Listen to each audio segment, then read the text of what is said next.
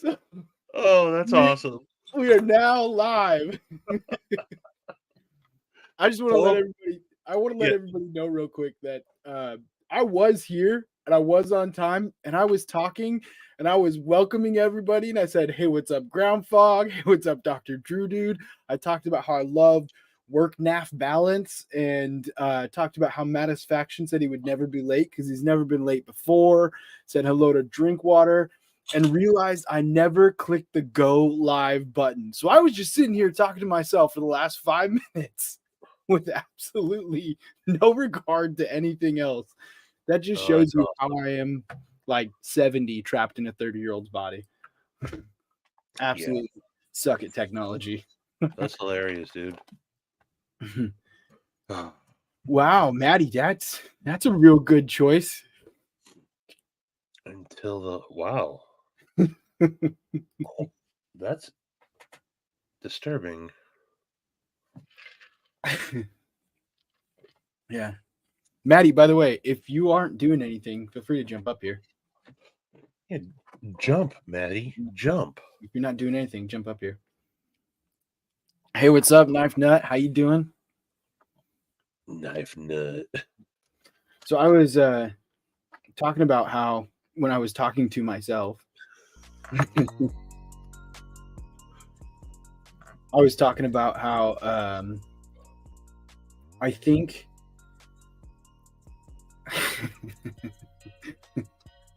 We know. it's okay. We all get there.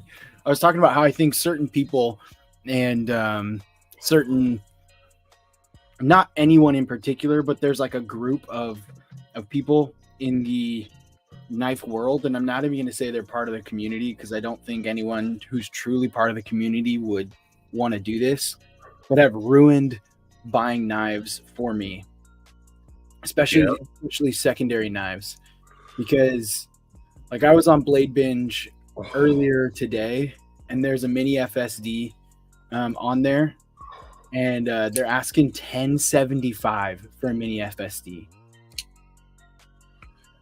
It's worth just trying to wait for. I mean, I was like, that just doesn't seem worth it to me. It No. doesn't. And there's a lot of people who are. I even look at some of these like Ariuses and the mini Ariuses when they come out. They drop in the $600 to $800 range, and then people sell them for $1,300 to $1,400, and they're like brand new in box, never used. And I was like, yeah, because you bought it for 3 months, and now you just want to flip it for $500. And I totally get wanting to make money, but maybe design your own knife and try and make money that way rather than buying a knife and screwing over the community from someone who actually wants to appreciate the knife. So, what's up, Top Dog? How you doing? I'm waiting for Lefty to reply, but Lefty asked if anyone's looking for a I saw Cortex that. XL, I saw that. and I have a feeling he'd sell at a table. Yeah, he usually sells at really good prices, and then especially if it's one that's like been sent to him for reviews, he usually goes like 30 to 40% under like market, Right. and which is nice. But yeah, those people selling at those prices, they're just trying to capitalize on the, it's hot right now and there's impulsive people out there, Mm-hmm. And uh, yeah, there are certain things I think when they become a collectible, so to speak, Yeah. that have more money, but when they're regularly dropping at a specific price, that's where I start having the problem with it. So what I have found is, and it can be hit or miss, but the only thing I use Facebook for these days is the buy-sell trade groups. And you can usually get pretty decent prices. And as long as it's coming from someone that has vouchers and all that, Mm-hmm. I go for it. Yeah. Right now, like you can find Ariuses, RC. on in the Conan group for Table and Below. Yeah. So Yeah. That's one thing that I've Plate noticed for sure has inflated prices. Yeah. But I mean, what's up? Well, first, howdy Jay, how you doing? Gary showed me his Facebook once. It was just a book on this dude's face. Howdy Jay, what's up, Neil McKinsey? How you doing? But no, I mean, Neil, this is why I was saying it though. It's like I stopped buying it because I was one of those people who was like, you know what, I really want it, and that's the version I want. I'll pay an extra $200 over asking. I get it. That's where they're going. And then it got to a point where the extra 200 became an extra 300, became an extra 400, and it's just ridiculous. It is very ridiculous, especially when you can, instead of working with a stranger on a buy sell trade or blade binge or something like that, working with someone in the community to get something at a good price makes just way more sense to me. Yeah. So what I am saying, Jay, is boycott the $500 over table prices. Yeah, and that's always the thing, right? You give until people stop doing it, it's going to continue to happen. What's up, Crispy? Top dog. Crispy been carrying that Warnock. Mm-hmm. That thing is burly. What up, Drizzy? But I don't think I've ever paid. Going through now that I have my collection all organized, I can really start looking at it closer and everything. And I don't think there's anything in my collection that I overpaid for at all. Everything I've gotten at table or under. What's up, Demonock? I mean, even my Arius, I was lucky that I found a guy that he got it. It was, I don't remember which gen I have. Mm-hmm. It's a batch 4 or something or other. It's from 2022, which is technically my second Arius. But some guy got it and then just wanted to get rid of it right away. So, but yeah, a lot of people don't know. This is technically my second Arius. Oh. The only knife I've ever, I believe, once I recounted everything, was stolen out of my truck, because I just can't imagine I would have lost it. Is my Arius. Got it stolen from my truck, out of my truck, and it's all my fault. At the rest stop, just north of Battleground in Washington. That makes sense. That's not the best area. No. It's funny listening to like my this is the background I was looking for earlier. I like this one. It's funny, I was listening to, like, I did a job in Battleground 6-7 years ago before I started working for where I work now, when I was doing geophysics. And we went out there and we went to look at some underground utilities. There was some old storage tanks from an old facility that they needed to have removed for the new buyer to come in and buy it and know that it was going to be environmentally safe and all that stuff and everything. And so we were locating the storage tanks and doing like an engineering survey to make sure they knew how deep, where they were, what all the soil was, all that kind of fun stuff and everything. And all I did was locate them. I didn't do any of the fun stuff. My boss knows all of the math and science parts to do the rest of it. But my wife's family's from Battleground. And so And so listening to her parents, I was like, oh, we were here in Battleground, we were doing this. And they were talking about how, like, oh yeah, we remember this and this and this. And then I was like talking to my wife and I was like, I'm pretty sure there was a meth house, like where your parents said they used to hang out. And I'm pretty sure like the gas station that they used to get all their goodies at and stuff like that is now like a weed shop. And then there's around the corner from the weed shop, there's a dentist, and around the corner from the dentist, there were a bunch of like cracked out people hanging out by the like gas station and stuff. So it's like it has just gone downhill, which is sad. But then it's still got a lot of like farm type If you go to area. the extents, if you go to Yeah. the extents, it's really nice. And there's a lot of like untouched green land there, Yeah, which is yeah. beautiful. But once you get into that center of the city, it's like it just turned, and then you go out and it's way better. Yeah. What's up, Twang Thang?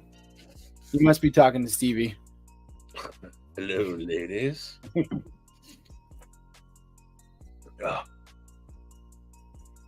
Duvet were a cover. That's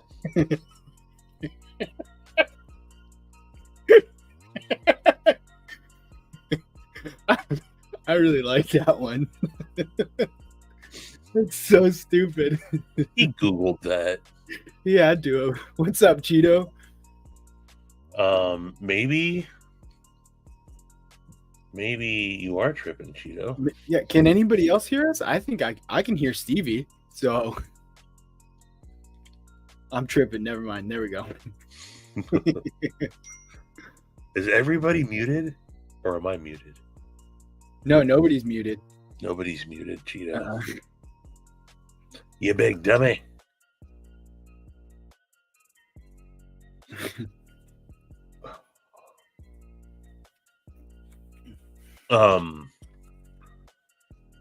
Yeah, I've yet to find anything on Blade Binge that I wanted to buy.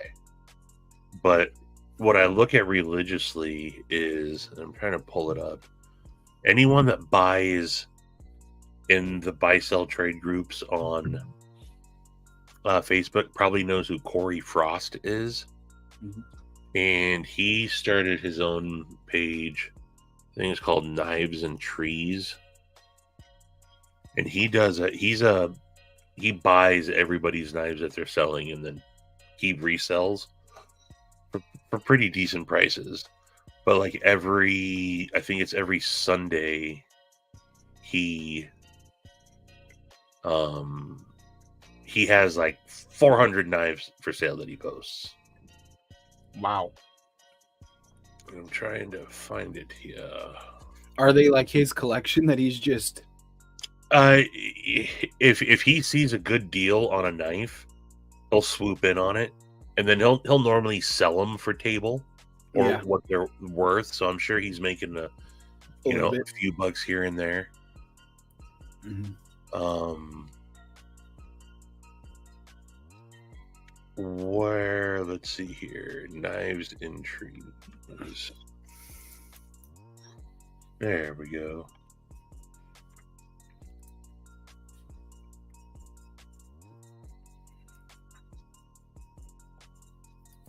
Knives, I guess.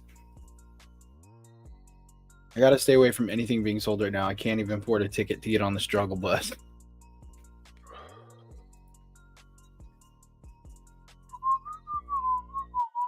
So yeah, he will.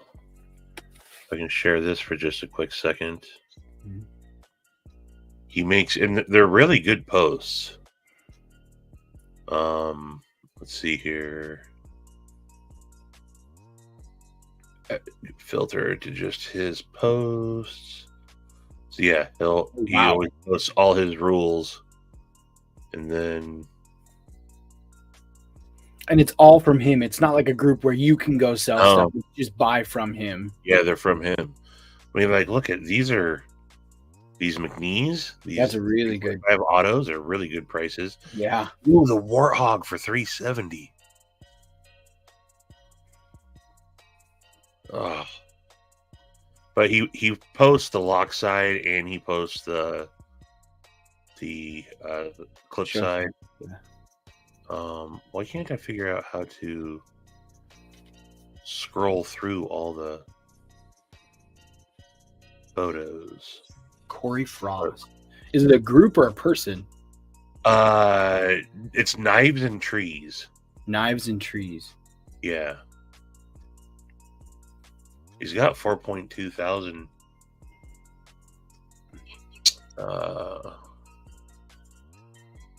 members now. I was like one of the first 10, I think.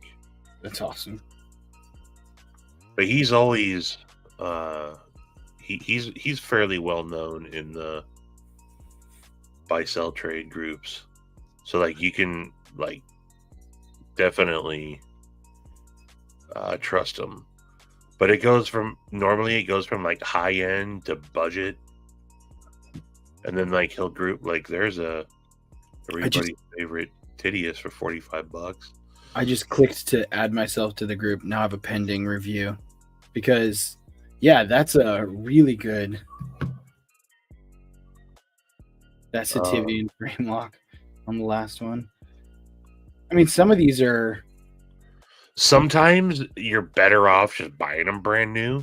You know, but some of these are really good deals. Yeah. Really. Yeah. So this is where I normally scroll through everything on like a Sunday night. Hold on. Is that go back to the fourth one from the bottom? Is that called estrogen? No, that says F and grow. Never mind. Yeah. I thought the knife was called estrogen. I was like, that one's probably not going to sell too well. I've bought from him a couple times,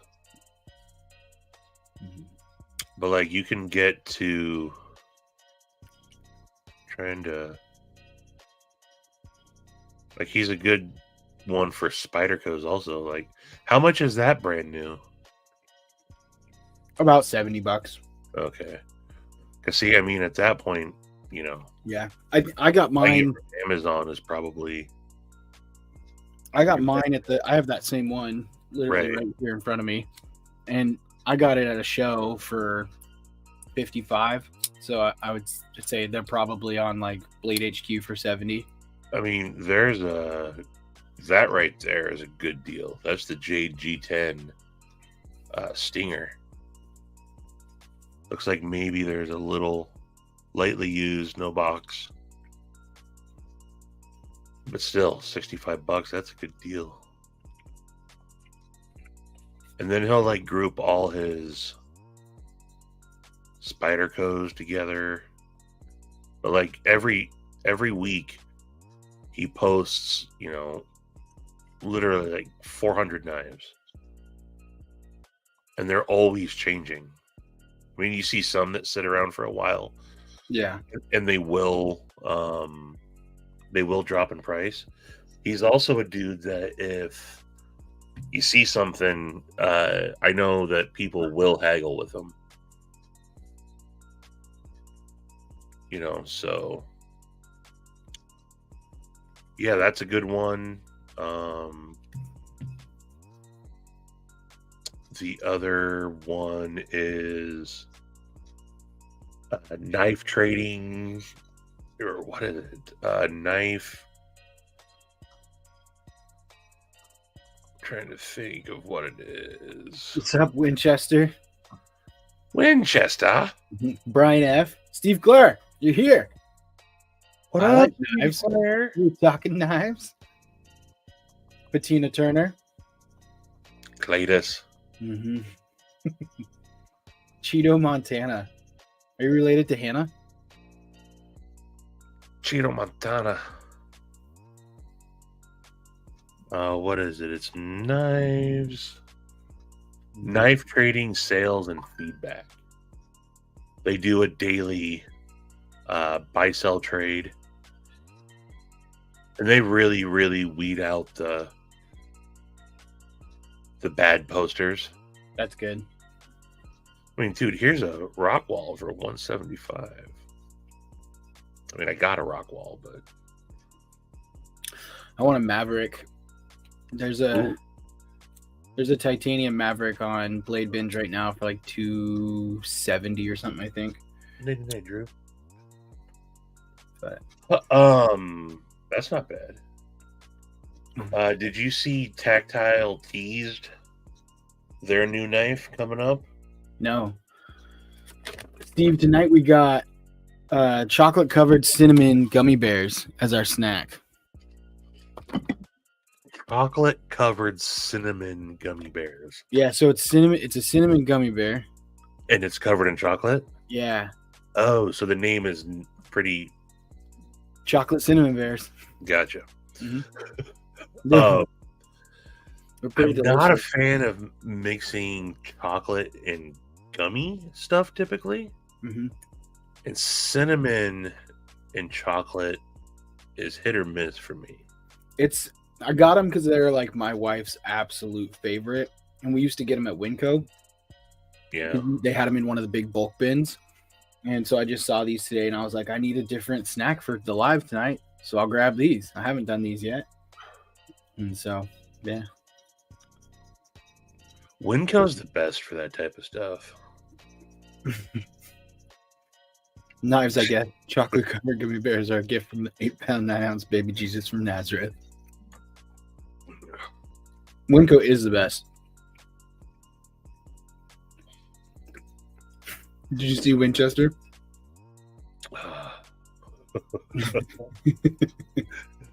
Yes, it's the basic bitch one like cue balls. Twang So- Thing, just stop buying GECs and buy a Harsey.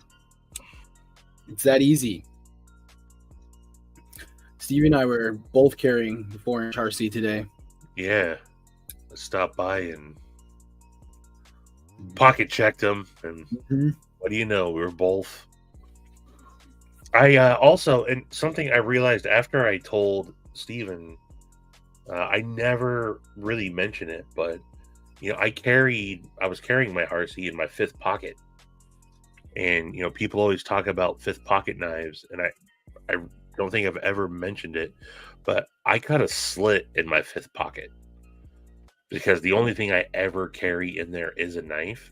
So now I can carry a full size knife in my fifth pocket if I need. Yeah. He told me that, and I thought it was awesome because I also saw him pull it out of his fifth pocket, and I was thinking Yeah. in my head, how the heck did he just do that?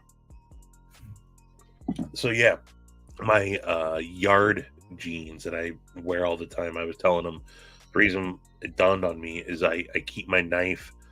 I have a Schrade with the clip broke off of it years ago, and I just drop it in my fifth pocket. And over years, that's what I use to do most of my like yard work type stuff. And it wore a hole in it and finally fell through. And that's when I was like, oh man, I got a hole in my fifth pocket. I can carry full size knives. So Palmer was asking what the snack Yeah. was tonight. Chocolate cinnamon bears. You know they're good because they're artificially flavored. What's up, Josh Branson? Kyle, Todd Carr, Palmer, hello. Carco, hello. How you doing? Paul Mills, what's up? I got inspired by you organizing your knife collection, and I started trying to organize my knife collection. And I think I'm going to buy one more box. And I'm going to get one of the... I have one of them. They're the Cavill boxes. Oh yeah. I really like it because it's like $60 and it comes with the insert. Oh nice. And so for $60, it's really nice rather than paying for a Pelican case and then paying for $150 for the insert or whatever. Yeah. See, my insert is not the greatest, but I get the Apaches when they go on sale and then pick and pluck. That's smart. Hold on. Who just said that they're looking for a Harsey? Someone they- said they wanted a Harsey, but they always buy Bruh, ECs. this is a Monkey Edge Twang Thing. for $650. That's a That- really nice Harsey. That's like you see these going for double that. That's a really nice knife. That Monkey Edge exclusive is. That's I mean, yeah, $650 is a lot for a knife. With the But for Chesnickle Damascus and the grenade pattern, like that is really nice. Yeah, but for this specific knife, that's the thing. Most people post videos also. Where I mean, is that on once- Instagram or Facebook? This is on Facebook. Oh, that thing needs to be broken so bad, but still. He probably had never carried it or not No. carried it a ton. Yeah, you can still hear it like Yeah. Yeah, it's still got that brand new. But that bronzing is so nice. yeah. So yeah. What's that Facebook group? Is that the This is the knife trading sales and feedback. knife trading sales and feedback? Here, I'll put it in the chat. And then I just looked up. I was just searching Harsey. Copy. There, I put it in the private chat. Or I guess I can put it in the whatchamacallit, in the chat myself too.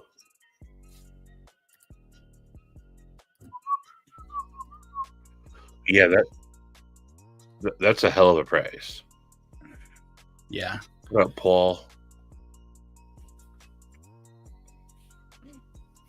I wish that StreamYard, when you know how on Like if it posts, it only posts from me and not from you. that, and on YouTube, if someone like tags your name, it's like orange and bright and highlighted. Yeah. See it better? So that's only when they tag your name on like a computer or an iPad, Yeah. though. You can't do it like if someone's watching on a phone. It doesn't work. Yeah, can't take back. I wish YouTube would do it on the phone too, because the majority of people watch on their phones, I think, rather than sitting on a computer. If you do it through the desktop Like on your through phone, Safari or something like that. yeah, you can. But if Okay. you're in the app, you can't. Okay, I didn't realize that. I don't That know makes why sense. they haven't. Oh, it works on your Samsung? Well, that's Huh. smart. Doesn't work on my iPhone. Dumb Apple. It doesn't work on any of my phones. What's up, Titanium Justin? How you doing? Titanium Justin, I don't think I've seen that name. Lemmy G'day, B Shady. Bashady, hello. Trying to catch up. Todd Carr, I think I saw you in there earlier. Carco. Titanium Justin has a channel too. Y'all should go check it out. Oh man, here's the other one that I saw today. I think I have a guess. This might be the most amazing thing I've seen, just post wise. Yeah. I think I have a guest coming through my garage right now. Oh. I'll pause it then. No, you're okay. Oh, hey. Yeah. What's up, buddy? Can you say hello? Look, over here. Can you say hi to Stevie? What's up, buddy? This is Ezra, everybody. He's 3. It's bedtime. We're getting ready for bed, huh? It's bedtime. Yeah. Yeah, Austin came out with the P yellow The P Yellow Ultim. and literally called it the, oh, I had it muted the whole time, didn't I? Okay, there it is. Wait, look at the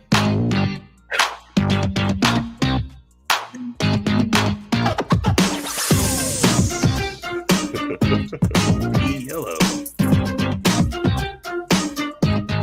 But I just love that his tired of Ultim. Too bad. Austin's awesome. But Green. Yeah, what color is that? Green. Yeah, it's a green light. he's 3, right? He pushed the button and it turned red, and I was like, you can't hear us now, but it's a red light. We got a disc jockey in the making right here, getting ready for his radio career. All right. Do you guys?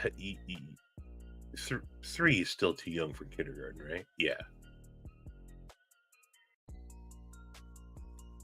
But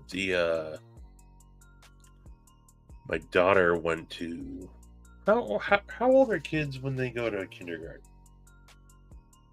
5, 6? So we still got a couple years. But, you know, I've yet to jump on anything that has Ultim, but some people just dig it. It's just another scale. Did you use my link, Crispy? I am about to order. So I'm a big fan of Sorry Penguin. for that. That's all right. I'm probably going to order one. I'm going to order 2 of them, Crispy, and end up doing a giveaway. Because I collect the Jigged penguins, but I do blade swaps so I can get the tuxedo penguins. So you have to buy 2 knives to do it, but I got the small penguin. I got the Jigged. I got the regular penguin. That's nice. Jigged. And then I got the Penguin XL Jigged. So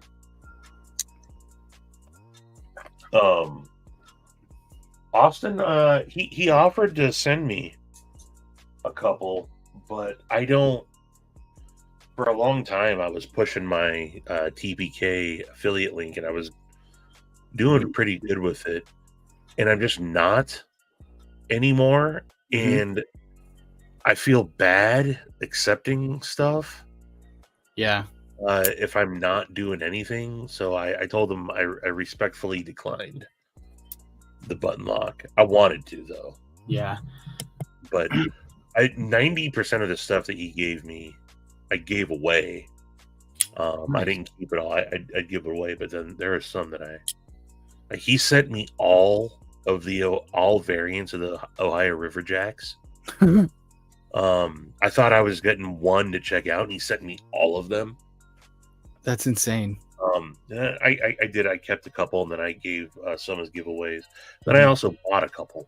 And then he sent me the Lake Champlain Barlow as well, and I was going to give that away, but it's good. I like it too much. Yeah, I like it too much. So I got that one from him. Well, I bought it. I didn't get it from him. I bought it from TPK though, and really, really liked it. But I bought it as a gift for my brother-in-law, and I kept it for like a week. And then I was like, I have to give this to him now, because if I don't, I'm never gonna give it to him. It's a really nice slip joint. Yeah. So, and I got the match my. I gotta say though, the camo carbon, or the carbon, whatever it is, the fat carbon that Kaiser uses, versus what QSP uses, I give it to Kaiser. For me, it depends on the color, because there are some like camo carbon versus fat carbon, and some of the camo carbon colors, they come in way better and more vibrant, and I like that. And then it'll flip. Sometimes the fat carbon comes in more vibrant and whatnot, and so I haven't found that I 100% prefer one over the other for everything. Yeah, and those are the only ones that I have with, I think. Yeah. Most of mine are Devo knives with fat carbon or camo carbon, and then I've got a couple Jack Wolfs and I've got the QSP Penguin slip joint.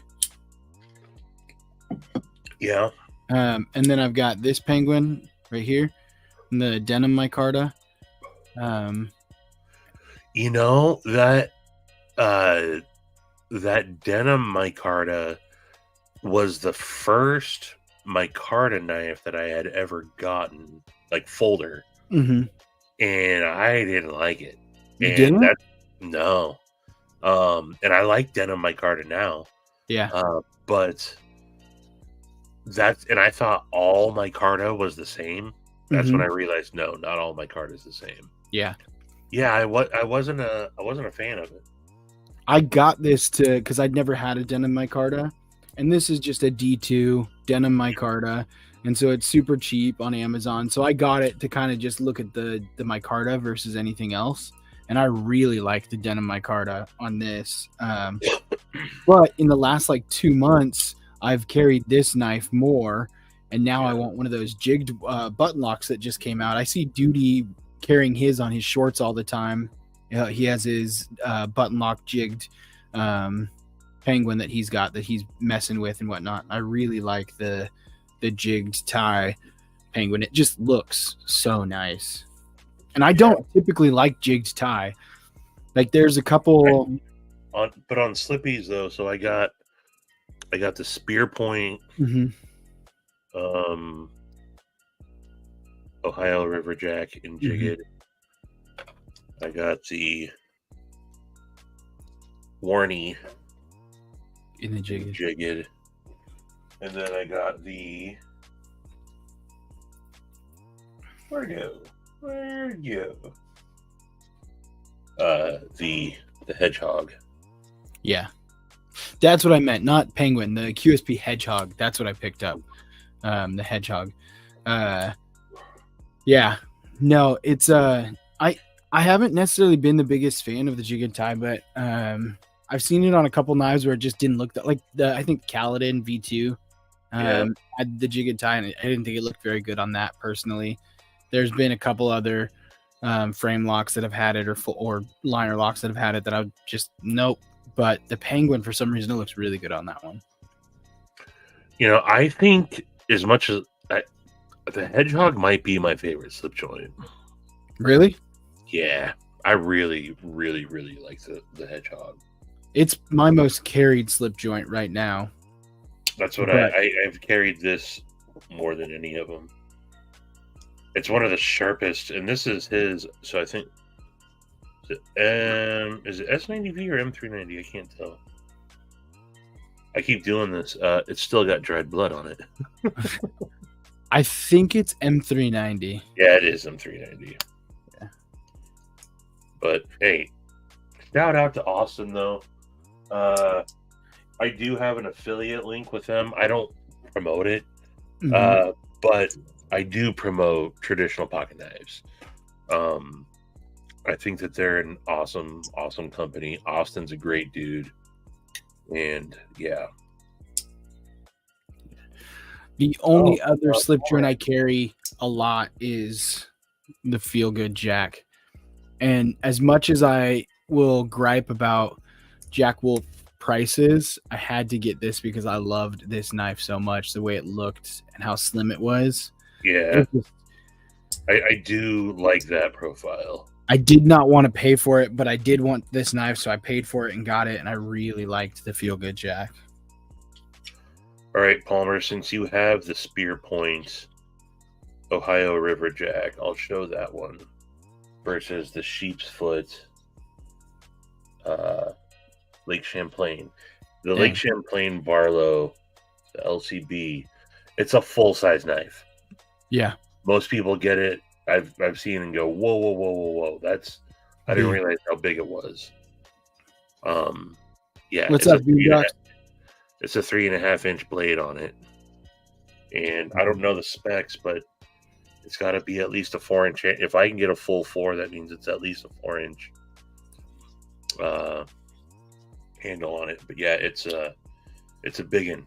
So they also have that in a clip point, Palmer, with tons of different flavors too. He's coming out with all the different crazy materials. He didn't do that with the Ohio River Jack, and he might, but that's the one thing he only did: tan, black, and green micarta, and then the jigged. Yeah. It's a low drag. I feel a good jack right now.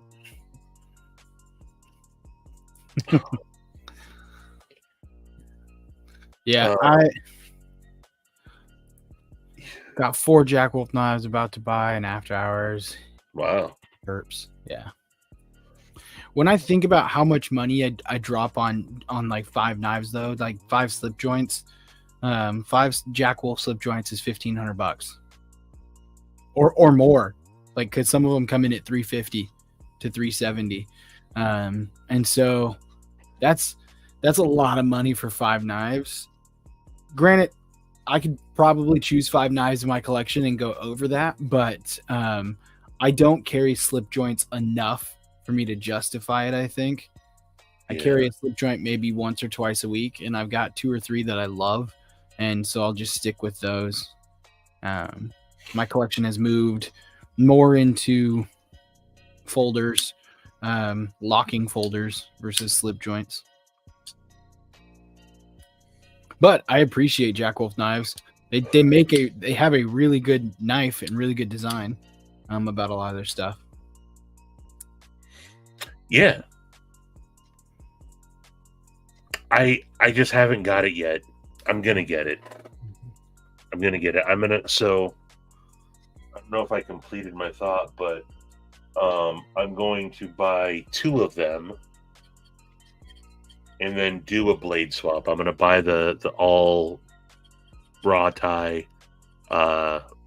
satin blade and then the blacked out, and then do a hardware clip and blade swap so I can get the tucks. And then I'll give away that'll be a channel member giveaway. I've given away, let's see,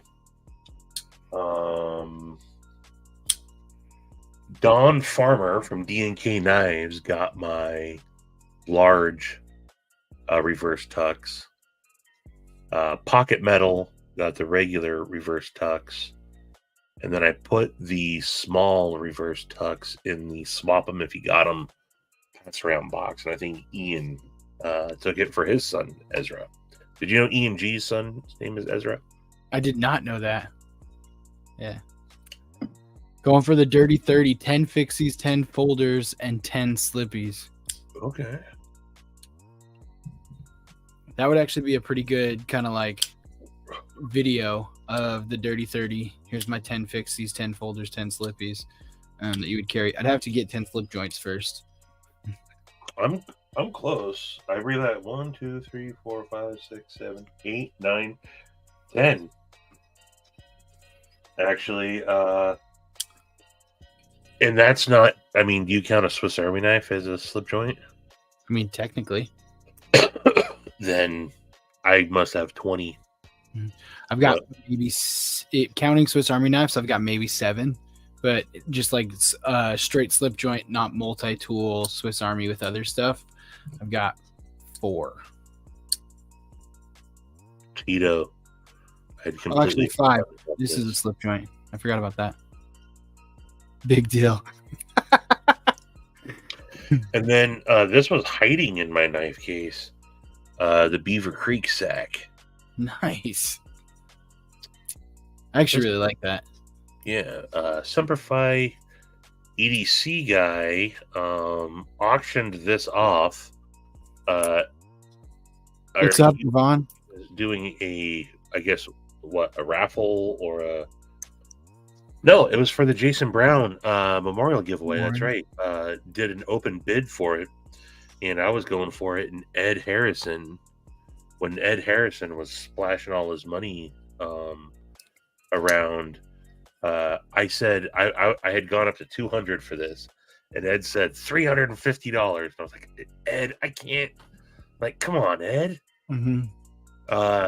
And then a week later, I got a package from Semperfi EDC guy, and Ed had gifted it to me. So that's awesome. Yeah, these are hard to get, Bettina. Mm-hmm. And it's been hiding in my knife case. I completely spaced that I have it. What's up, Javon? How you doing? Let me get that. Jesse, pretty fly. Yo. Yeah, gold sucks. Colts. We had a dude that popped in during the Jason Brown, the live raffle, and Sarah was even on, I think, when it happened, and he started like fake bidding on shit just to jack up the prices. That's stupid. Yet nobody knew who he was, and then he was like, "I'm just doing this just to f with you guys." Yeah. Screw you. So he's one of the dudes that's banned on my channel. And then he I think he was able to like, wasn't he even able to like get on Grumpy's live or something? When Grumpy had thrown out his link one time, or who's on somebody's live. Why would you just throw out your link for people? I don't know. We did that a couple times on Late Night with Said Faction, and we don't do that anymore. I was gonna say, I feel like after a couple experiences, it'd be like, this is a choice we're making right here. Dude, this Beaver Creek, yeah, he sharpens these things, and it's so sharp. Can't believe how sharp this little. These are just carbon steel, right? On a sack? I can't tell. But yeah, it was Grumpy, okay. But so you're only allowing yourself, what was it, 6 knives? This year. This year? In your how many in? Depends on who you ask. Hey, it's just me and you, Steven. It's just me and you. Literally earlier tonight, I was making dinner and I was watching stuff, and I think it was Maddie's live or someone else's live, and it was one that I jumped on, and my wife was like, "Are you watching your own self?" And I was like, "No, I'm not. This is someone else's." But I jumped on for a little bit, and she was like, "Oh, that's a good reminder these are recorded, so I can see if you talk about me." And I was like, "I would never talk about you." So, three so far. Yeah, I've got the Spartan Harsey 4-inch that I bought, and I don't think this one counts, which is kind of stupid. But the Devo Stout V2, because it came in 2024, but technically I bought it in the pre-order for 2023. See, that's what I said. I was like, I didn't pay for it this year, and so yeah. I mean, I'm counting my Kaimano. I bought my Kaimano last year. Mm-hmm. Technically, I'm not. I got this knife this year, but I'm not counting this as a knife I bought this year. Yeah, and then the Umnuzan that I bought a couple weeks ago for my birthday.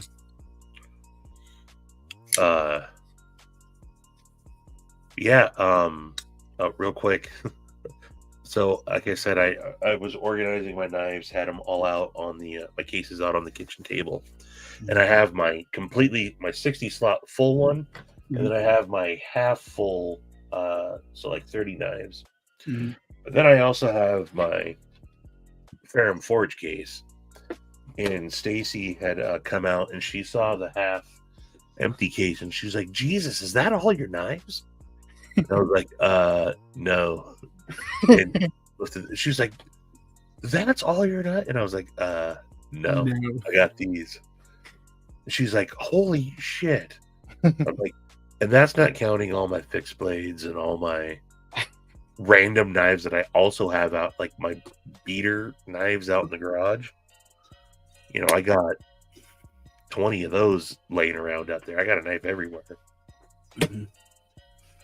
So, but yeah, I have a lot of knives I'm wanting to get rid of. Now that I have them, they've just been strewn about everywhere. Now that I got everything organized, I realized, and most of these are from the last 2 years. I really haven't got that many knives over the last year, but I need to get rid of a lot. This is why I love Kyle. It only counts if you want it to. 6 equals 24. If you feeling it. I like that. I like that a lot. What's up, Greg? How you doing? Nice to see you jumping in here. No, yeah, it was. I I've been like organizing. So literally, if I sit here right now, 1, 2, 3, 4, 5, 6, 7, 8, 9, 10, 11, 12, 13, 14, 15, 16, 17, 18, 19, 20, 21, 22, 23, 24, 25, 26, 27, 28, 29, 30, 31, 32, 33, 34, 35 knives in front of me, not including the 2 cases that are unopened on the ground. And that's not including all the ones you have hanging. Correct. And then I've got some in a toolbox that I actually stole the idea from Javon on his live. I saw he had the toolbox behind it, and I was like, that's really smart. So I went to Lowe's and got just like one of the cheap, it's not Husky because Husky is Home Depot, but they're like cheap Craftsman. Craftsman. Yeah. The Craftsman ones that you can get and open it up. And it's got the 3 drawers, and those are kind of full in there. But I haven't been able to access that toolbox since we moved in, because when we moved in, we put it against the wall, and there's still a bunch of boxes in the garage against it. So I had to buy knives because I didn't have access to knives that I wanted to use. But I don't think I've shown this yet. I have a video that I haven't edited for it. But this was my mystery knife from E&G. Oh yeah. Yeah. So I was insanely surprised, and also just like, Ian, oh my gosh. Like, I knew it was going to be. I wasn't expecting this. I really was not expecting this at all. And I was talking to my wife about it, and I was like, this is ridiculous. And she was like, do you want that? And I was like, I've wanted this knife. Like, not only was it a $100 mystery knife, but it was a mystery knife that I've actually wanted. And a Vero. That's my old that used to be mine. Really? Yeah. Yeah. No, I was pretty stoked. I was like, I really like this. I really like this a lot. That's the $100 mystery knife? The $100 mystery knife. Oh. I was like, that's a dang good $100 knife. Yeah, that I sold that when I came with the Vero case and all that stuff and everything too. So I was pretty stoked. I was very happy. When when I got my liner lock, Nice. I sold Ian. All I did was mention that I was going to sell it, and I had money in my PayPal account. Like 5 minutes later, I was like, "Bro," he's like, "I didn't want you to sell it, so I bought it." He also bought my Synapse. He bought my Synapse and my Synapse XL from me too. Wow. But yeah, that was my knife. Yeah. That's I was incredibly happy. Shout out to E&G for that though too. That was, I was really happy. And Vero is one of those companies that, like, as much as I really like a lot of what they put out there, I probably would wait for a show deal or something. I wouldn't pay for it at the prices that they get dropped at, just because around that price range, there's other things that I want more. Yeah. And so, but this is definitely a knife that I have wanted for a while. And so I was excited for sure. 100%. I think the Axon is their best, Joe Vero's best model. And it's close, in my opinion, close to a perfect knife. Yeah, I really like it. It's a really good size for me. It's not too big. It's a full size knife, I would say, but it's not too big. That's one thing I was going to do for like my videos that I do. I was going to like classify, like, this is what a full size, this is what a compact, this is what a mini is, and like have a range on blade or full size length and stuff like that. That's cool. But yeah, this was my most carried knife of 2022. That's crazy. My most carried knife of 20. Wait a second. What year is this? 2024. It wasn't 2023 then. Yeah, it was my most carried knife of 2022. Okay. Yeah, this thing's fabulous. It's really good. Done really well. Yeah. And yeah, I had this is back when it was harder than hell to get a Axon. Mhm. This was like the Gen or like the Wave 3 or something that was on pre-order for like 8 months at the time. Mhm. And I didn't want to wait, and that knife had come up for a steal. So I picked it up and I loved it so much that I was like, no way I'm gonna like the Micarta liner lock any better. So when I get it, I'll just catch and release it. Mhm. And then I was like, ooh, hold on. I I like like it the better. Predator. So yeah, Yeah. that's awesome though, dude. It was a fantastic $100 buy.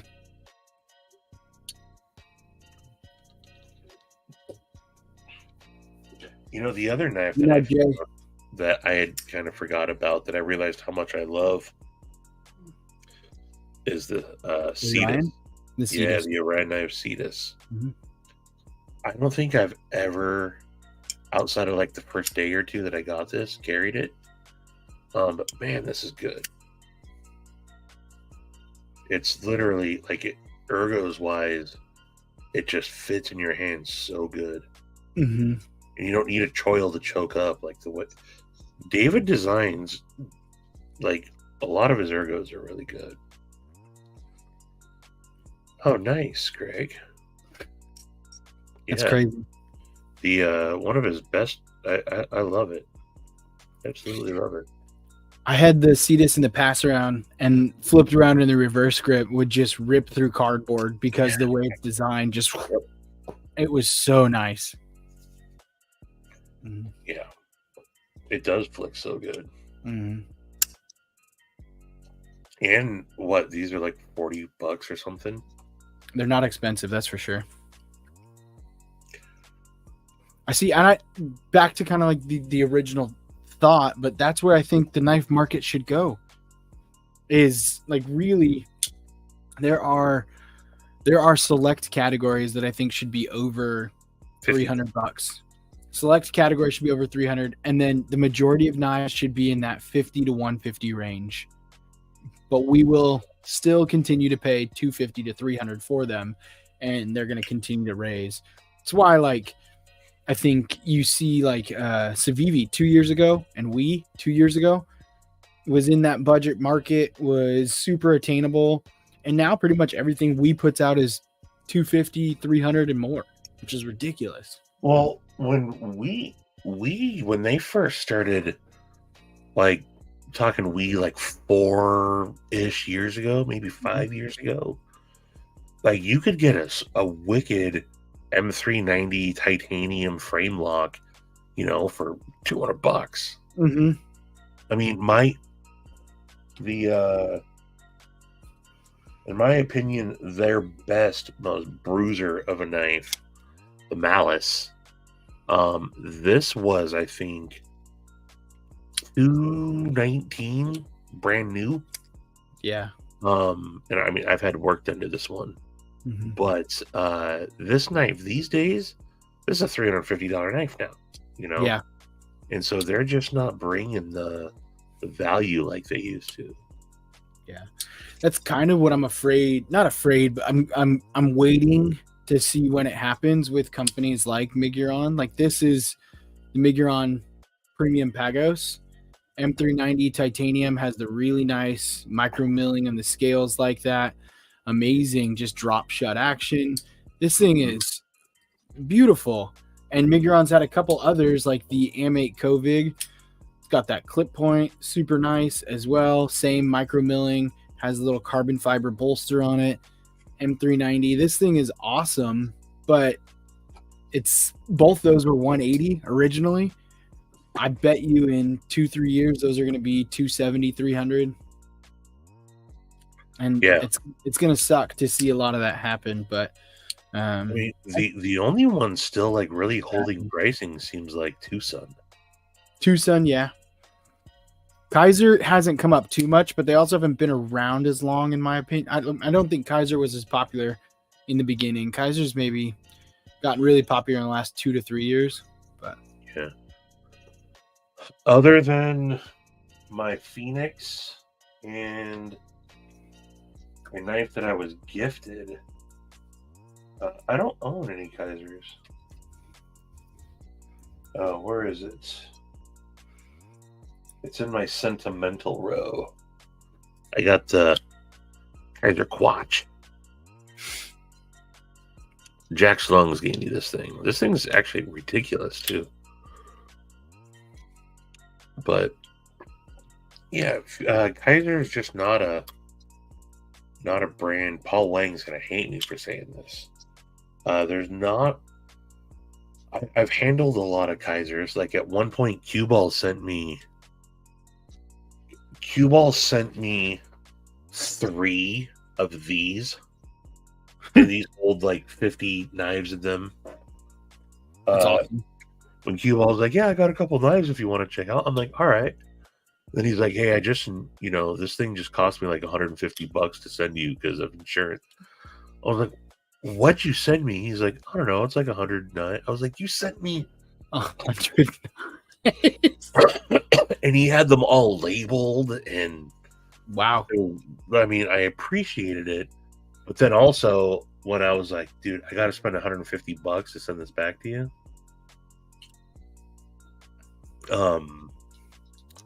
But yeah, so I guess we keep going round and round.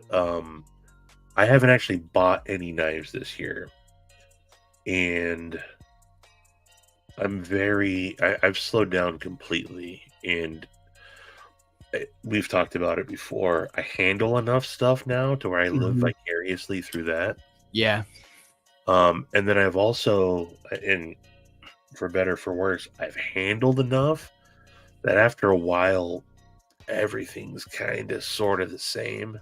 Well, and you know what you want, what you not like. I'm probably not gonna like that. Cool design, but I'm never gonna carry it and whatnot. Yeah, I think the majority of what I buy now is things that I don't have. Night, Steve. Things that I don't have. Like I didn't have a lot of USA tack knives, and so that's why I like the Harsey. And I really want to get just like a MX-18 Hinder. Yeah. I'd love to get just one MX-18 Hinder. And then I've got some CRK. I've got the 2 Harsey and a Hinder. And there's a good kind of like American tactical collection, decent through. Yep. But other than that, it's like, I love this knife. I think it's really cool. The Padre, the recent Kunwu. But I'm probably not going to carry it. Right. I got it because at this point I've gotten like every other Kunwu, at least one of every Kunwu model. And when they come out with a new one, I want to continue that to be like, this is the Kunwu collection. Right. Type thing. And so see, a lot of my knives are like that. And I don't carry them though. And so, but I am a collector of things. Yeah. I just always have been. Like, when I collected comic books, I was a Daredevil guy, and I had to get every single Daredevil comic. I'm into the X-Files, so I had to get everything X-Files. And I started, a lot of my collection is like, I got 1, 2, 3, 4, 5, 6, 7, 8, 9, 10, 11, 12 Todd Knife and Tools. I got every single one of theirs except for the newest. I didn't get the Nixie 2, but I don't need them. Yeah. Well, I don't know. And then I was collecting Vox designs for the longest time.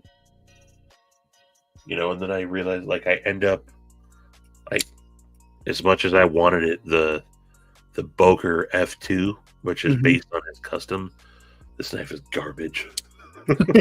It's such garbage. I can't stand this knife, but I feel like it has to stay in the collection. That was my knife of the year for this category.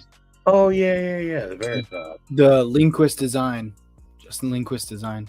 This is my knife of the year for this category. That I gotta see that when Urban Woodsman won that at the Kaiser dinner that we went to. It's a nice one. Yeah, I like that one. It was the first one that I saw where they did the filler tab. Yeah. I mean, you can barely see the like circle in there. which is nice, and it looks Yeah. really cool. Also, I'm using my like good camera instead of my web camera because I found the cord for it, and I really like being able to like. Yeah, It's way better at zoom at like focusing. I'm gonna upgrade my camera here pretty soon. I don't. But yeah, I've gotten to that point now where a lot of serious collectors, I think, get eventually that I would rather have one custom knife over, 5, 6, 7, 8, 9, 10, just regular production folders at this point. So That was something I heard Steve Clare say a while ago too. And I've got a couple of the Pena X series, and he was like, "Why buy 3 X series? Like I've got the Paramore in front of me. Why buy 3 X series when I could just buy one really nice custom?" yeah, And I'm gonna carry the one more than I would carry the 3, right. which it totally resonates with me when you say it. Like it's like, yeah, that does make sense. Palmer, what's wrong with the Boker? It's blocky. None of the edges are chamfered. Like everything is like, will that focus? Like there's no need to have a sharp point right there at the guard. It's on plastic washers. It's not, I can't quite get it centered, and it's still got some blade play. I mean, it's a tank of a knife, thick ass blade stock, and I mean, this is $100 knife. I'm not, it's nothing. Is it $100 knife? No, but I mean, this isn't a crazy. And I think I got this for like $50. That's the only reason why I got this. Pocket clip sucks. It's a quirky knife. But it's based, I can't afford a F2 custom, and this is the production version of that. What's up, Cole? I'm glad you're here, regardless of whether or not you missed the beginning. Glad you swung in. Cole's been a busy boy. Yeah. I was gonna open this. Oh, you got yours. Yeah, I haven't. This is only my second thing. Yeah. So the first one was a gift from the pass around from Demonoc, and I really loved it. And then I've been looking for kind of something that I really wanted to get. Well, I really like the Sharifosaurus one, but those aren't on the website. And then I really wanted to get one of the Stevie Ass ones, but I wasn't fast enough to get one of those. And then there's been a couple others that I just haven't been fast enough. And so I saw this the other night and thought I would jump at it. I know which one you got already. Oh yeah, that's true. Because You saw the orders. Yeah, you saw the orders. But I was excited for it. So we got the nice little. I also like that they come in these bags. I didn't realize that. That's something that he just recently started doing. So I have a bunch of those. He used to send, when he'd send me stuff, he'd send me those. But it looks like he's starting to include that now in a lot of his Hank orders. That's awesome. And then you got the Roundtable EDC sticker, Forest Hanks sticker, and then I've even got a Sasquatch Crossing sticker to go with it as well. Forest always tosses in the goodies. And then Forest Hanks. If you haven't, go check it out. ForestHanks.com or Roundtable EDC. You can, so all of us. This is sick. All of members have a website, and it brings you to EDC Roundtable. Okay. For Skeet Rig.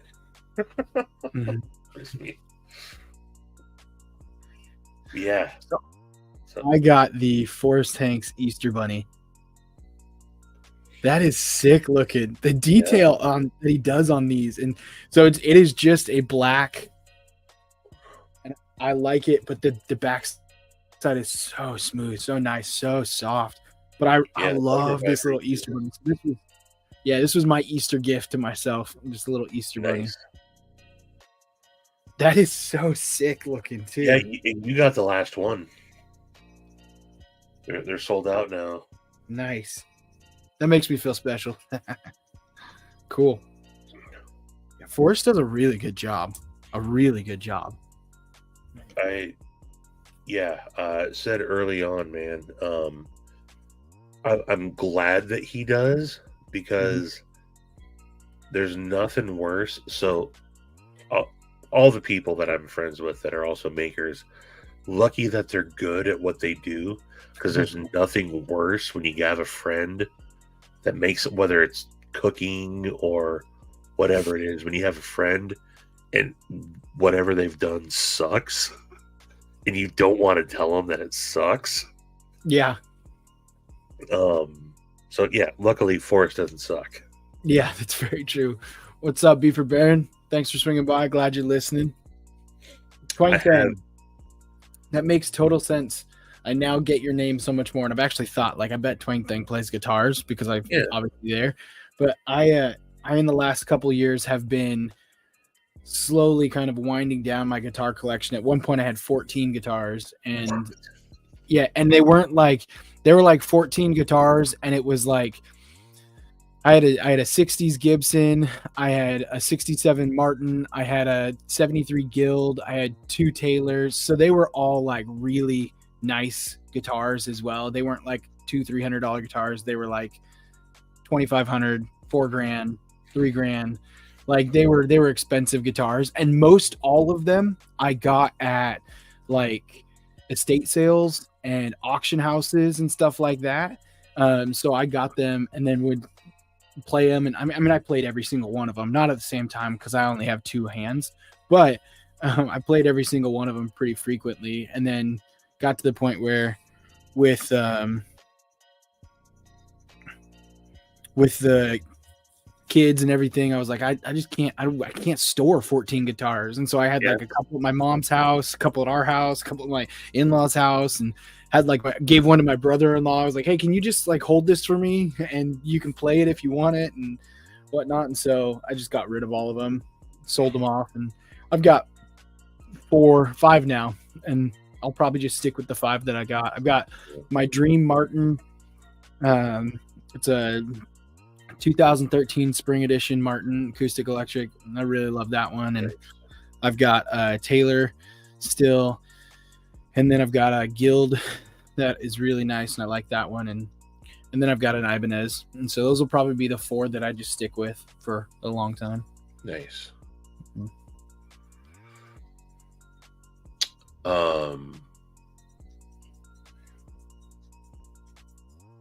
I have Thank you for that beautiful thought tonight, Cole. I appreciate it. That's such a Cole. It is. It just makes me happy. Every living thing dies alone. For years I was into, I still am, just I haven't for a while, firearms, pew-pews. Yeah. And that's all I'll say about that, but that's inexpensive. Oh yeah. Hobby. I'll balk at a $200 knife now, but I would build a $2,500 kit. But Paul, that comment there, that's one of the things I pointed out in one of my videos, is we're in such a good time to be into knives. Mm-hmm. There's something excellent in every price point at this point. It doesn't matter if you have $5 and you have $500. Mm-hmm. There's something for you, man. And there's a lot of good stuff that, but yeah, when you only focus on one thing, you will miss out on certain things. This, where is it? Where is it?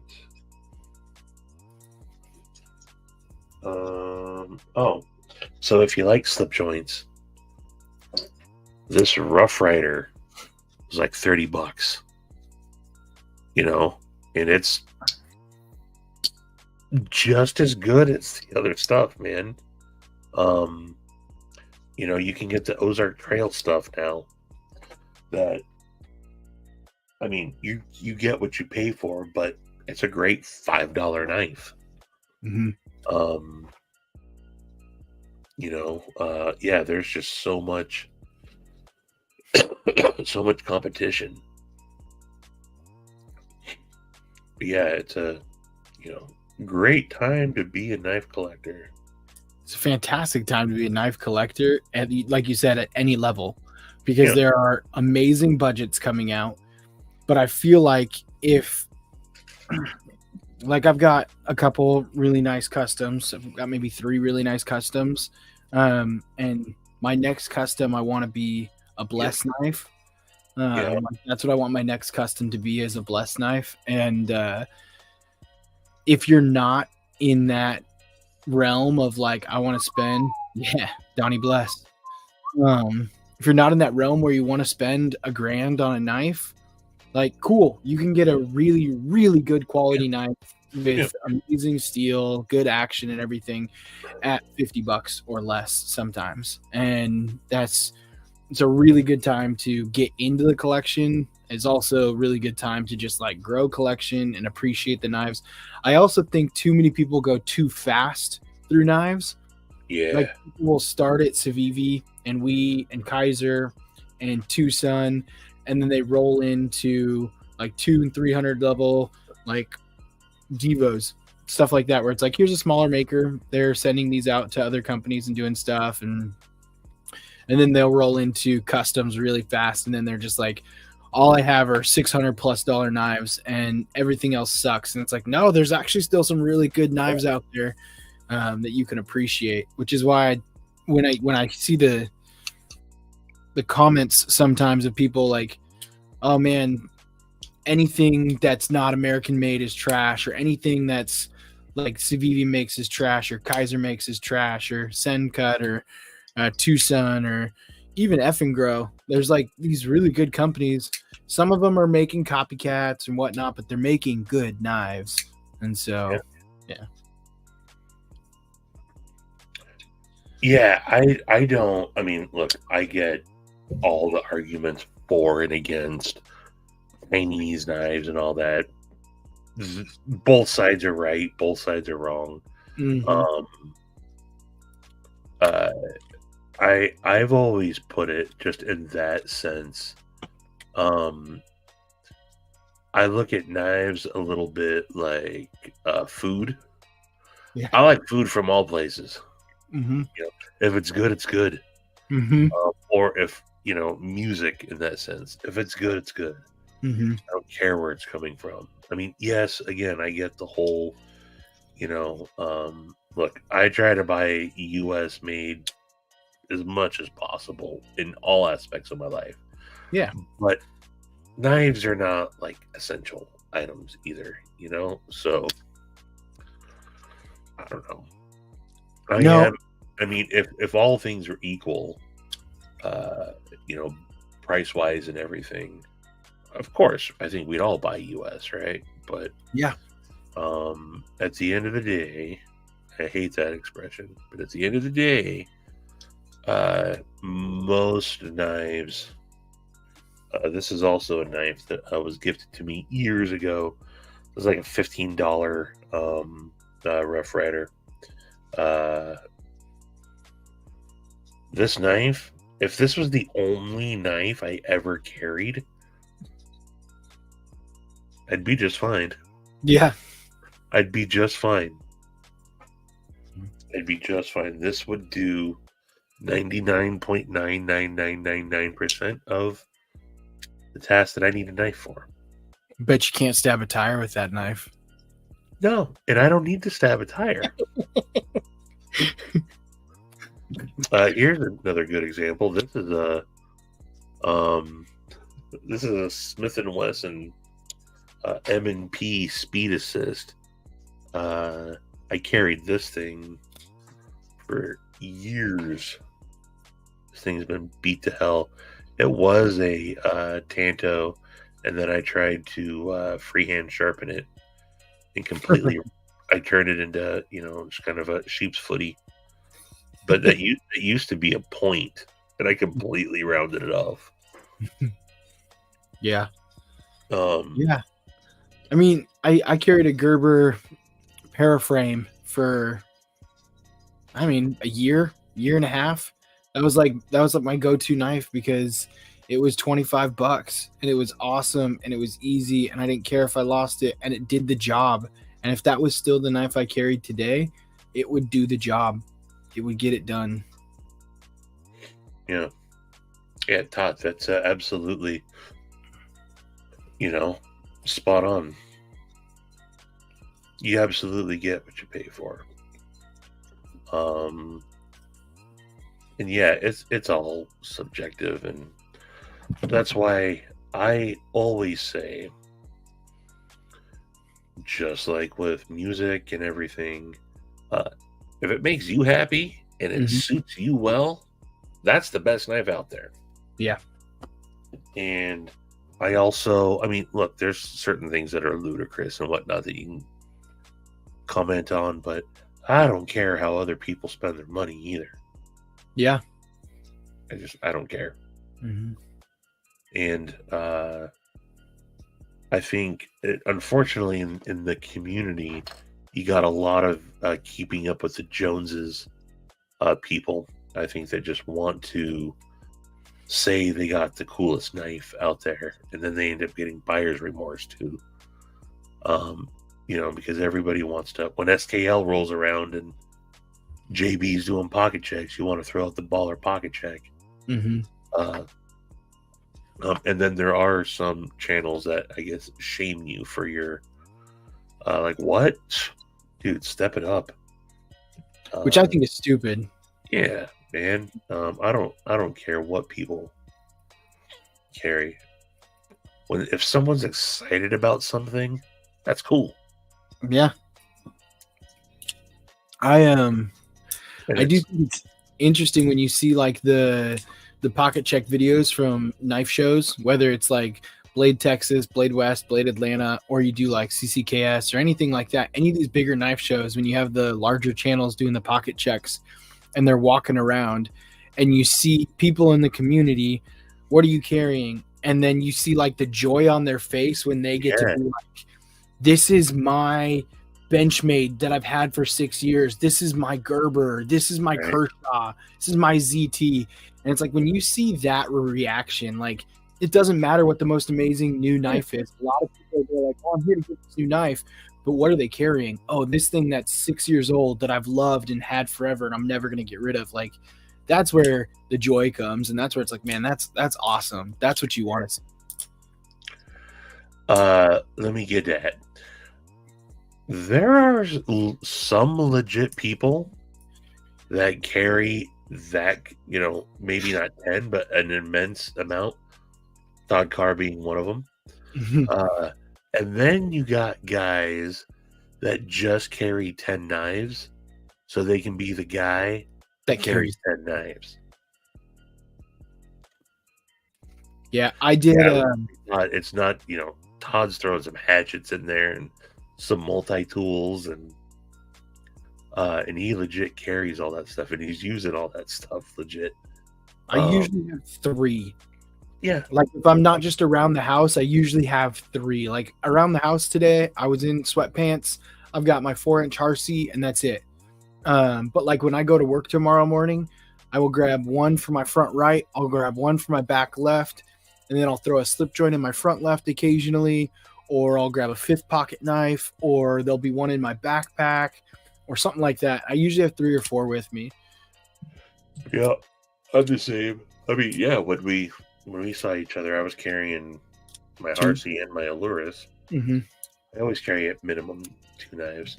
If I'm not carrying, because I usually carry two folders and a fixie. Mm-hmm. At minimum, and the only reason I didn't have my fixie on me today is because I forgot to take it out of my other pants pocket, and it was still sitting in there. I couldn't find it, and thought it'd fallen out my truck. But if I'm only carrying one knife, it is a fixed blade. What were the? You left, and I was going to text you, but I knew I'd see you here. But what were those jeans again? Vertix jeans. Because that mag RTX.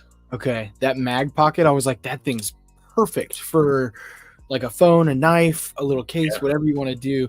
And I have to carry 2 cell phones at work now, which is ridiculous because we have like my work phone and the other phone, and I hate it. It drives me crazy, but I do it happily because I need to be able to be in touch and be in reach with people and stuff like that. So, the 3 different jeans that I wear that have those style of pockets, Off the Grid, 511, the Slim Defenders, and then the Vertix Defiance jeans.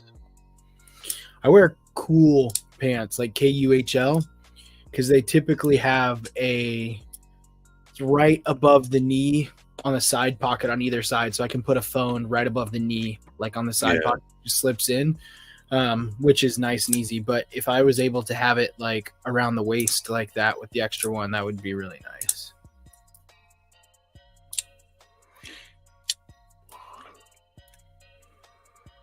Let's see. And I think that some of these are on sale for like $30 right now. That's awesome. It's probably specific sizes, but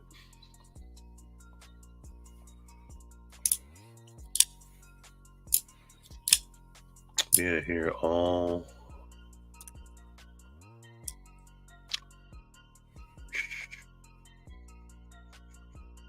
I really like Leatherman's too, Palmer. The one thing I will say is Leatherman just needs to step up their steel game a little bit, especially for the price. They just did the Magna Cut, but the Magna Cut was not done very well, in my opinion, for the Arc. I think the HRC is super soft. It didn't, I think they just need to do a little bit more. But Leathermans are really nice.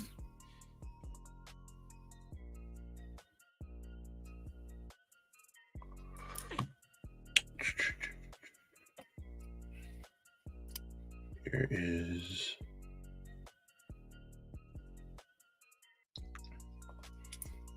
what was that one real quick that you just showed? Was that an Elementum?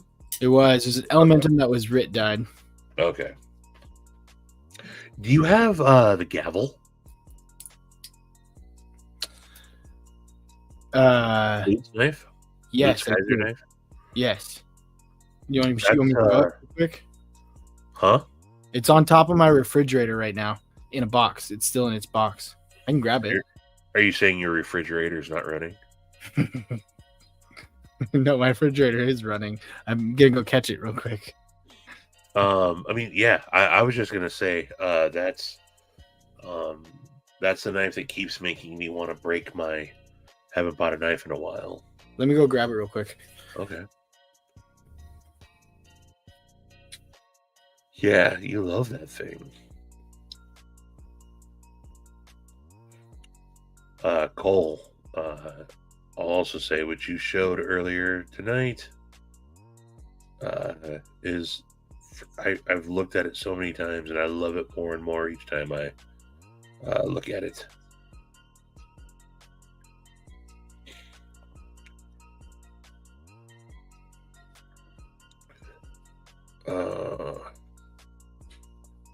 I carry, like I have right now in my back pocket, to keep my field notes with me. And that's typically where I have my Hank and my field notes in the same pocket. See, there's a legit carry. Leatherman Surge plus accessories. The Gerber Diamond Shard, SD Classic, Cold Seal 8010, Giant Mouse Ace Yacht, CDC Hansen in the 5th pocket, Artisan Sea Snake, the Olight i3T, and Open Mini in a Forest Tank. That's a solid carry. I just walked by our water heater too. Bradford White. Oh, it's a Bradford White.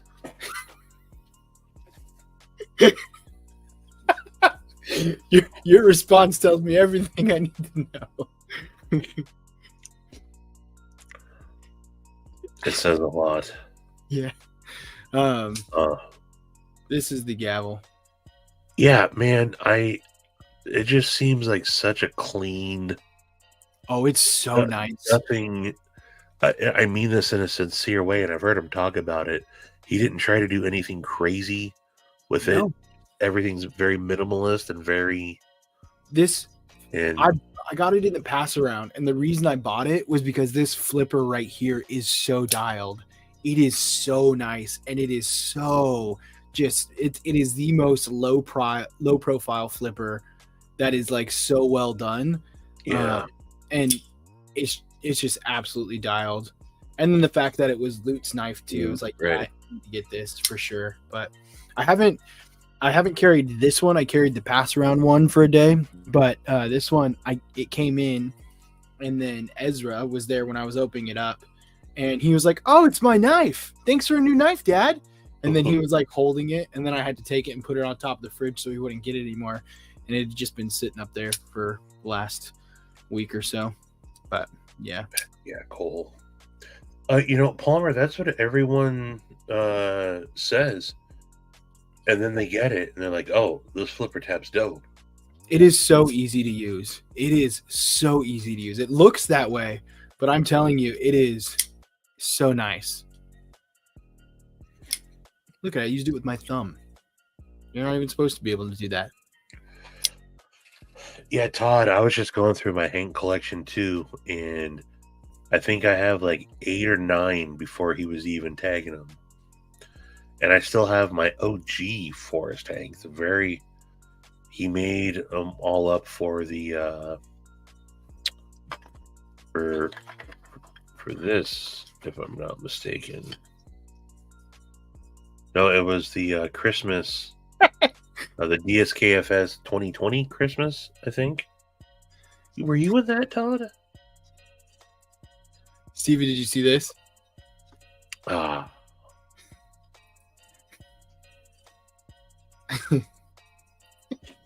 That's okay. It's okay. That's okay. We all can't be perfect. Nope. Nope.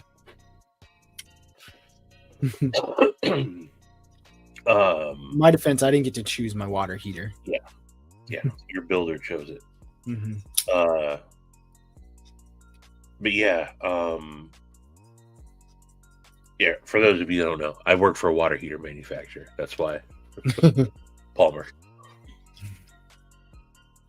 What did I miss about the water heaters? Palmer, in your neck of the woods, you probably got a boiler system.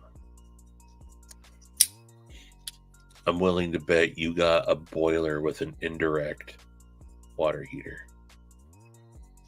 But anywho, but yeah, the gavel is it's a knife I know I'm going to get, and I just haven't gotten it yet. It's only $70, I think, on Amazon, which is why that's also one that depends upon who you're asking whether or not I bought this year. Yeah. And so, but I had Amazon gift cards for my birthday and some other stuff. So I was we returned stuff and I went to the Amazon account. So I was like, does that really count if I didn't use money from our account? If I just used gift cards? And, okay, that counts. but I was able to win it that it didn't count. So oh, okay. Yeah. So that one didn't count. So I'm at 3 still. But I think that's why I was like, okay, if that one's not going to count, then the Devo V2 Growler V2 definitely counts because if the Devo V2 that I bought last year doesn't, then the Growler would count. So I was like, okay, fine. Technically, I bought 3 knives this year. Just where do you want to label which one went where type thing. Yeah. I was going to send my Clydesdale to Just the Tip EDC and have him do some Anna work on it. My Clydesdale is in my where'd it go? I've also got two just like super cheap. My Clydesdale made it into my sentimental will not sale. Nice. I had Terry do a Wu-Tang Warncliffe. That's kind of, this box is like my will not sell box. Yeah, I got my sentimental row of that blue thing is a boiler. It probably says Boiler. Burnham on it. Stevie, what about the douche knife? Oh. Yeah, absolutely. The Best Tech lizard that has, will it focus? Stevie Wonder Woman, douche number 2.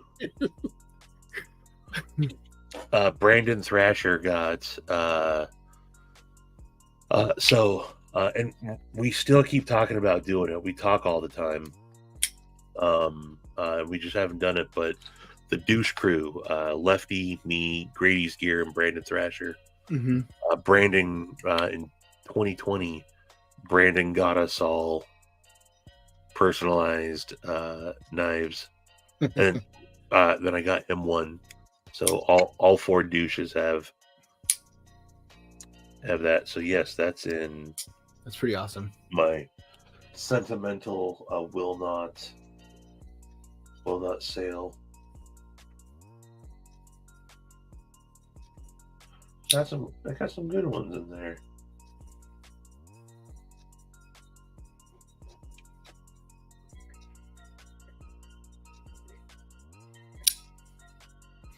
Now I think I'm gonna carry the gavel tomorrow. Yeah, and you know, at this point, like I said, I'm gravitating towards the higher end stuff. I'm getting something from Donnie at Blade Show. Nice. It's something he's never done, and he's not going to show it to me. I have no clue what it is. He said, I've been paying attention to your tastes over the last, I've known Donnie for 2 years now. Mm-hmm. He's like, I've been paying attention. I think I know what you're going to want. And he's like, you are not obligated by any means. He's like, but I want to make something. I'm not showing anything on it. It's not going to be revealed until I put it out on the table at Blade Show. I said, I'm in. That's whatever awesome. It is, I'm in. Mm-hmm. That's cool. Is that going to be for Blade Atlanta? Yeah. Oh, it's a Budaris. Okay. Interesting. You're in Burnham country. The fact you got a Budaris is pretty sweet. Yeah, it is nice to see Thrasher back as the Weekend Warrior. Brandon's always been one of my favorite. I still talk to him quite a bit. He's just a busy man.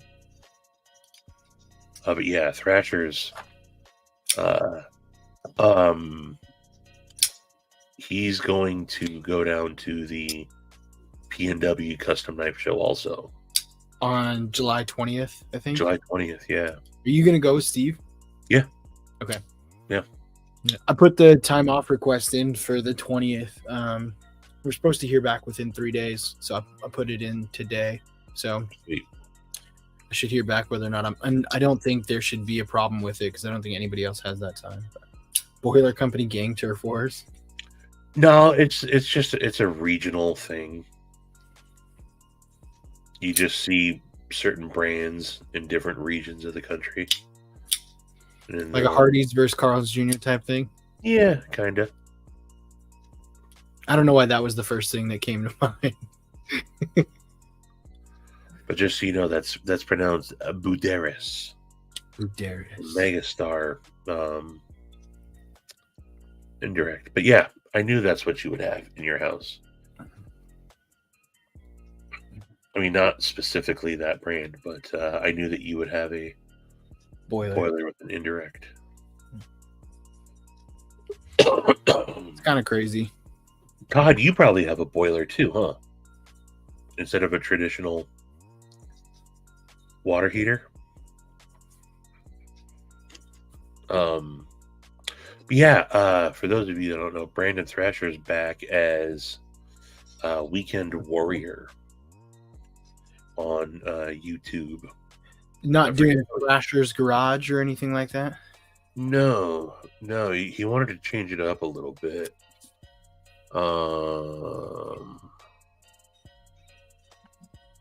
I think you can still search Thrasher's Garage and he comes up. Still doing knife stuff, or? Yeah, somewhat. I mean, he's into. I didn't see that one. His knife reviews are changing, but he does so much outdoors type stuff. Mm-hmm. That's what he's. He's focused more on just outdoorsy type stuff. Yeah.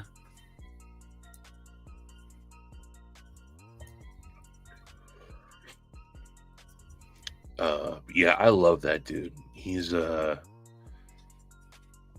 someone that I was friends with long before either of us had channels.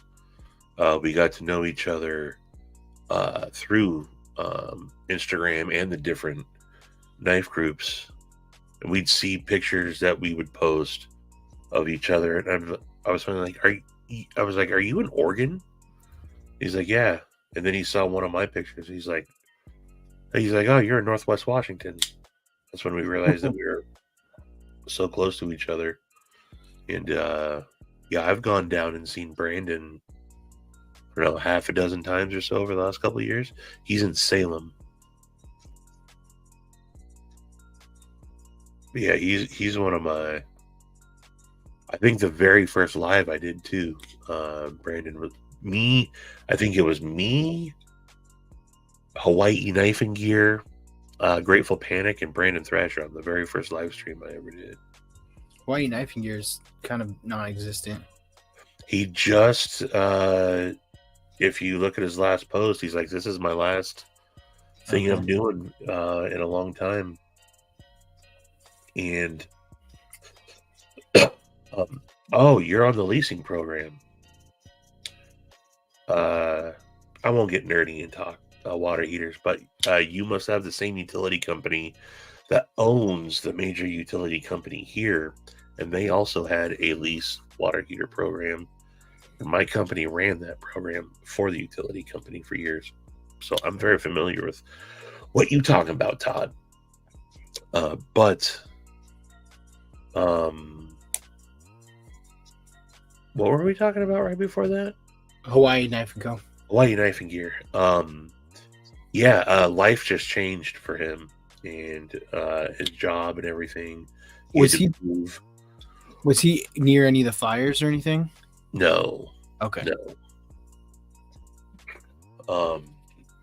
Yeah, he's one of the original EDC Roundtable members. I remember you saying that like maybe a week ago or 2 weeks ago, which was kind of crazy.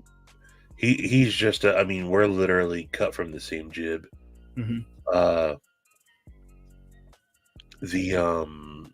have so much in common with it. Knives are the least thing that I have in common with that guy. He's someone that I would we talked and talked and talked for hours, man. Andrew's just an interesting cat. So interesting. Yeah, it's one thing I've noticed is the further you get into any hobby, really, the more it's less about the hobby and more about the people. Yeah, and I love knives. I can talk knives all day, and there are certain people in the community that will just all they want to talk about is knives. They just want to talk about knives, and that's okay. Like, I'll talk knives with you, but the more you get into really any hobby, it is less about the hobby itself and more about the community and the people. And like that's one reason I love where I work is it has nothing to do with the job. I mean, treated well, paid well, all that great, but it's the people. It's the people that I work with, the people that we get to help and all that stuff and everything. And so that's a big part of it. And this community is another part of that. It is just very much the people that you get to interact with and stuff. So Yep. mm-hmm. Yeah. Again, Kevin is one of those guys. Mm-hmm. Kevin's not someone that you're going to talk about anything. I mean, more than knives, give you a flashlight here and there, but or fidget. Yeah, but he's a dude. When I really realized that about him when I at Blade Show West 2022, just by the way things worked out, I went to dinner with him and Colin all 3 nights that I was there. Mm-hmm. And Kevin kept like, Colin even finally said on like the 3rd night, he's like, bro, we've been talking knives for 3 days. I don't want to talk about knives anymore. And he even said, he's like, yeah, me and Kevin are friends, but we really don't, outside of knives, don't know much about each other. Kevin's just not that type of dude that, talks about knives.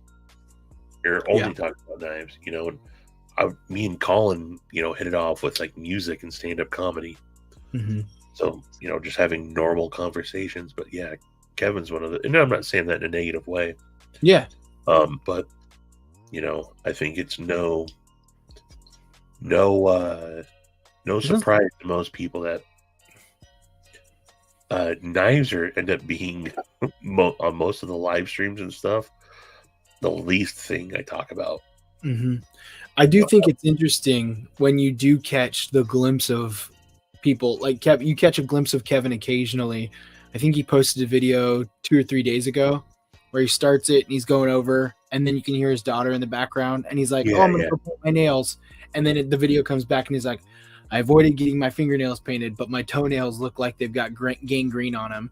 And occasionally he'll talk about like maybe in the last couple months he talked about how like potty training his daughter sucked and how it was hard, how they have like toys around the house for her when she does things good. Like here's a stuffed animal from CVS and stuff. You catch a little bit of a glimpse outside of knives. Yeah. And that to me is what connects you to, like, that's the authentic person. Like I will talk knives with you all day, but when you bring the wall down just a little bit to see some, then I can connect. And then it's like, cool, I'm all in, let's do this. And I think that's really cool when you can see some of that with people. But thank you for, look at me moderating. There's a link to Thrash's new channel. There you go, Twang. I was going to say, thanks for posting that Twang thing. That's perfect.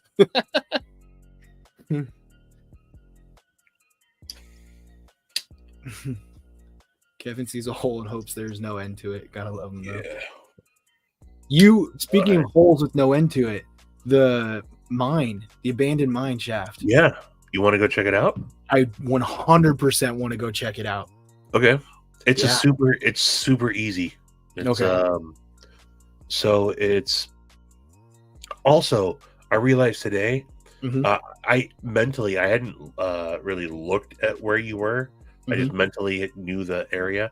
I thought you were further down on Gilman Boulevard. Yeah.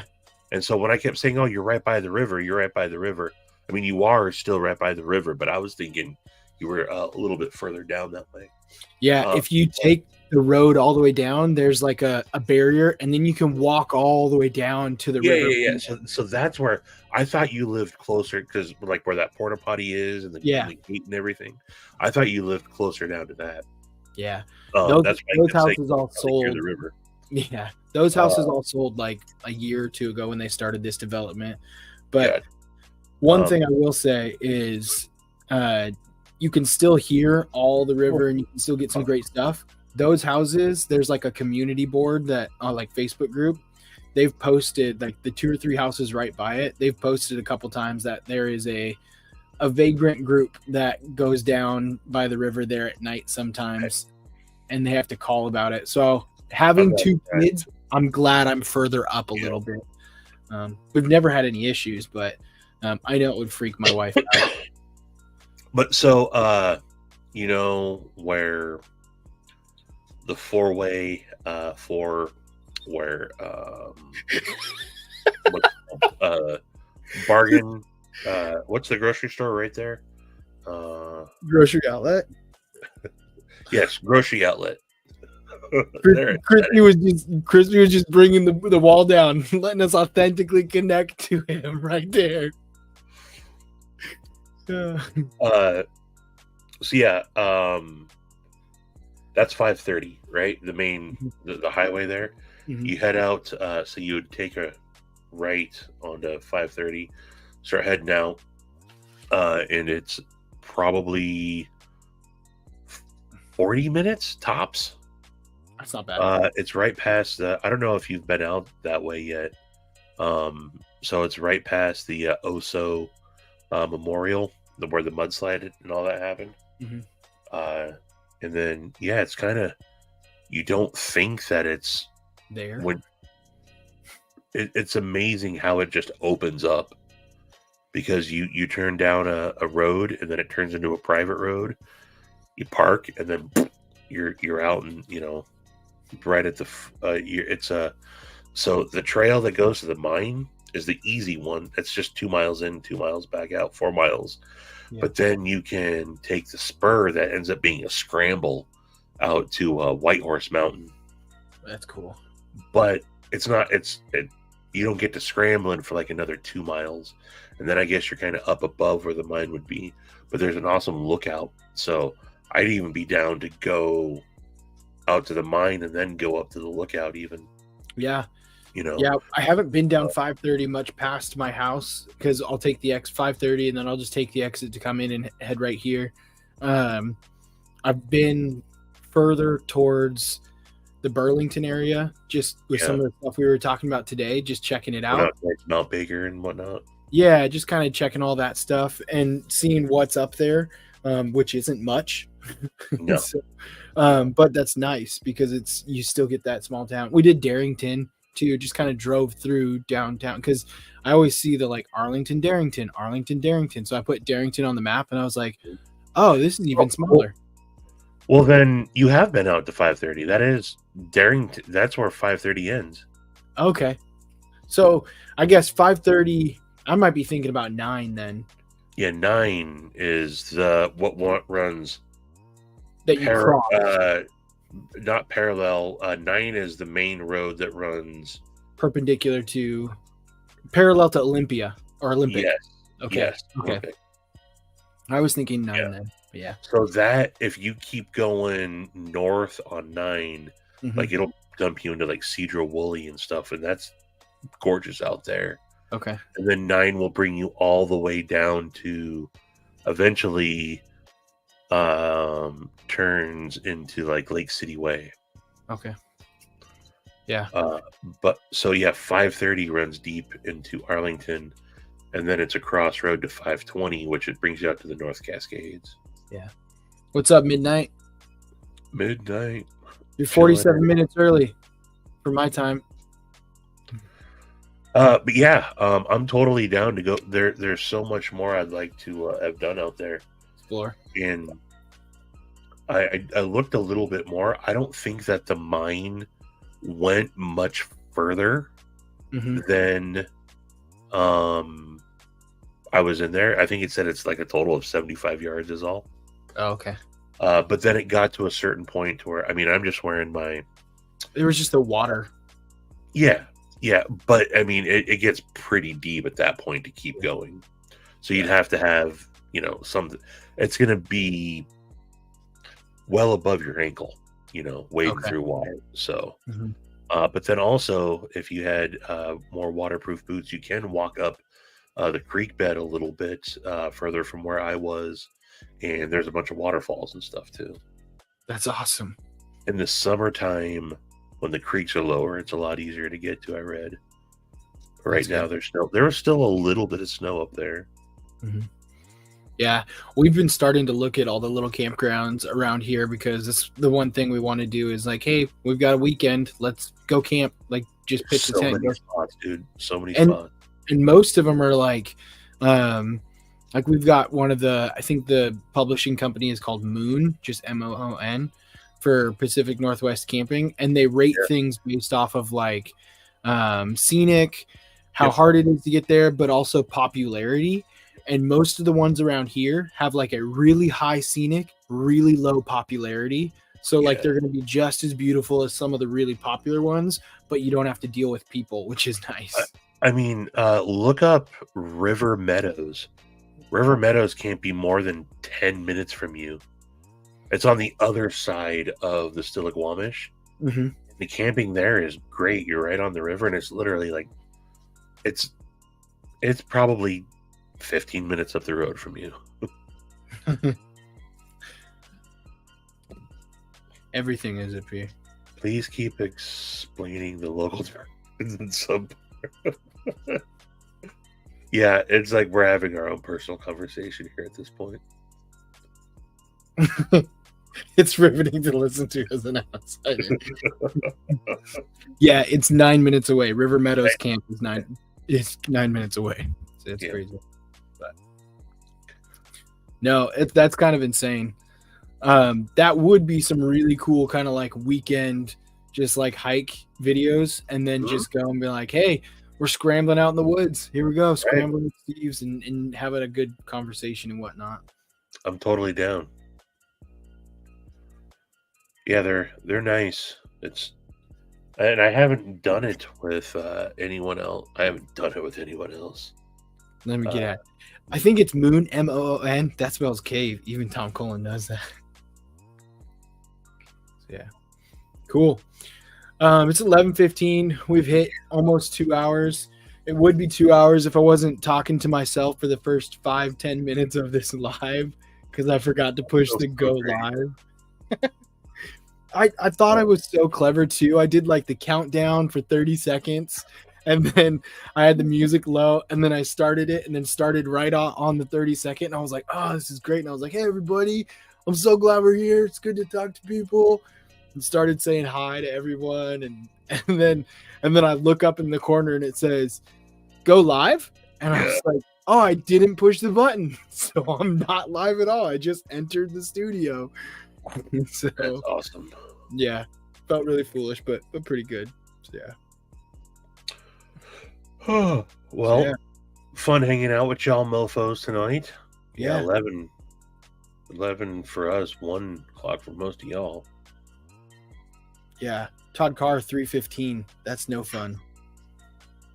Thank you for staying up late. For everyone who's staying up late with us for 2, 3, 1 a.m. That is ridiculous. I very much appreciate that. It means a lot that you guys would hang out with us and listen to us talk about Washington State.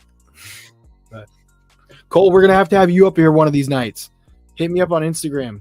We'll definitely have to have you up here one of these nights, Cole. And then you will hit the beginning of the live because you'll have the link to be here. Yeah. Get all purdied up and come on. Yeah. Cole. Shout out to Broke Ass Knives. Yeah. But, cool. Yeah. All right. Well, until next time, deuces. Deuces, yo.